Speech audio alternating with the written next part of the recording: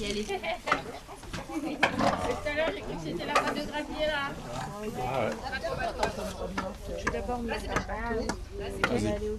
Allez, vas-y. En dessous. L'avant est vers moi.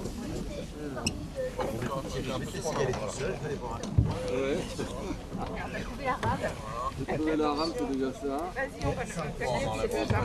D'accord. Comment on peut faire de la voile quand on ne voit pas? Au départ, nous, c'était aussi la question qu'on s'est posée.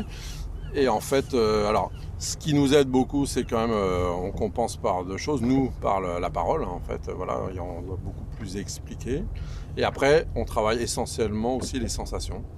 C'est-à-dire que très vite, il faut avoir d'autres repères. On a l'habitude quand on fait de la voile, de regarder votre voile, voilà, ça, faut l'oublier.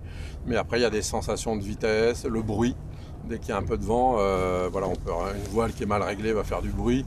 Une voile bien réglée va en faire moins. Le bateau, s'il accélère, il va pencher. Laisse tomber, c'est bien. Lâche un tout petit peu ton écoute de grand voile. Regarde Martine, elles ont plus lâché et elles avancent un peu mieux. Les bateaux l'intérêt de ces bateaux par rapport à, c'est que c'est des bateaux qui sont assez faciles.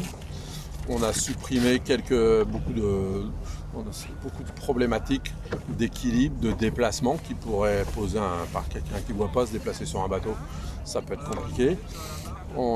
C'est des bateaux où on ne peut pas tomber, voilà, donc ils sont rassurants. Mais après, voilà, et on a repéré, et on le voit bien, une fois qu'il y a une sorte de climat de confiance. En fait, il y a aussi cette relation-là qu'il faut qu'il se fasse très vite. C'est qu'il faut qu'ils nous fassent confiance.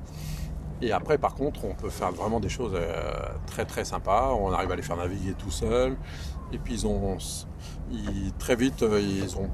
Alors, je sais pas une histoire de pas peur, moins peur, mais il y a quelque chose peut-être quand il y a du vent, c'est assez surprenant parce qu'ils ont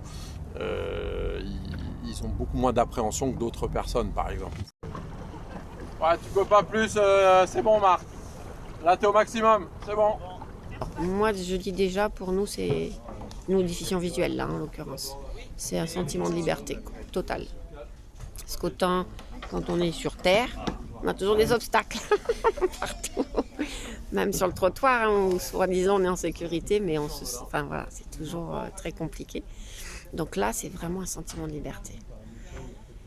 Et donc après, c'est avec tout ce qui est sensation, hein, le vent sur la peau, dans les oreilles, écouter la voile qui éclate. C'est beaucoup dans les sensations, dans le ressenti. Ça, c'est dans les tripes, c'est une excitation, c'est... Je sais pas, et puis ce sentiment de liberté, quoi, moi ça m'éclate, quoi. Vous seriez imaginé un jour faire de la voile? Ah, jamais, jamais, parce que j'adore l'eau. On m'avait proposé une fois là de faire de la voile, je commençais déjà à être malvoyante. On m'a dit mais si, et puis non, moi j'aime être dans l'eau, mais non, sur l'eau, non. Et puis là, voilà, ça a été une découverte franchement, et non, j'ai jamais fait de voile de ma vie. Et là, j'avoue que je veux dire que je suis un petit peu mordue, ouais.